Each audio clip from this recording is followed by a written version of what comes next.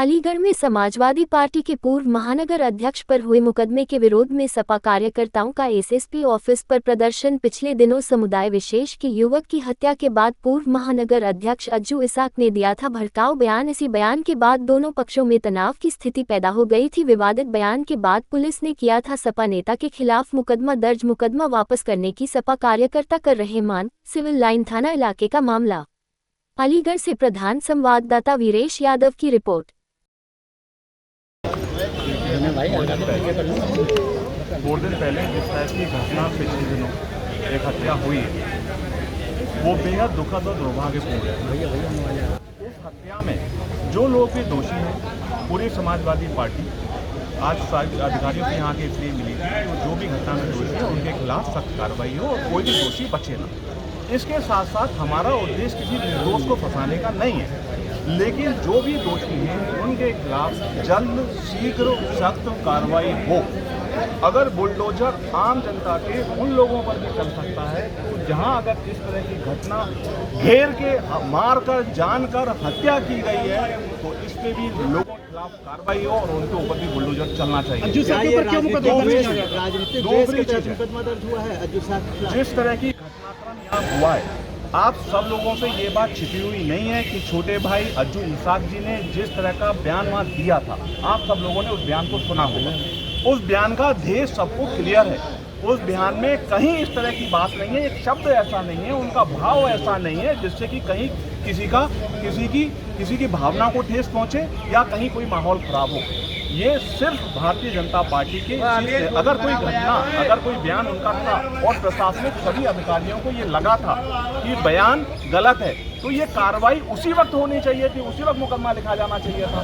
ये निश्चित तौर पे उस घटनाक्रम के एक हफ्ते बाद मुकदमा लिखे जाना निश्चित तौर पे भारतीय जनता पार्टी के दबाव में एक माहौल, शहर का माहौल खराब करने के लिए, एक हिंदू मुस्लिम की भावना को भड़काने के लिए, जिस तरह से शर्मनाक हार उनकी अभी लोकसभा चुनाव में जिस तरह से बेईमानी करके वो लोग जीते हैं, उस माहौल को दबाने के लिए उन्होंने ये मुकदमा अज्जू इसाक जी पर लिखाया गया है।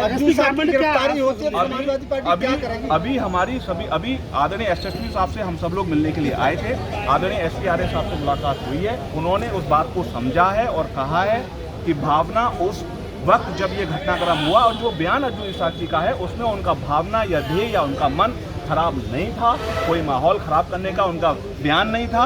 उस पर निश्चित तौर पे सभी लोगों से बात करके उसे खत्म कराया जाएगा। जिस वक्त जो लिखा है इसका जवाब वरिष्ठ अधिकारियों से ही आप लोग पूछें।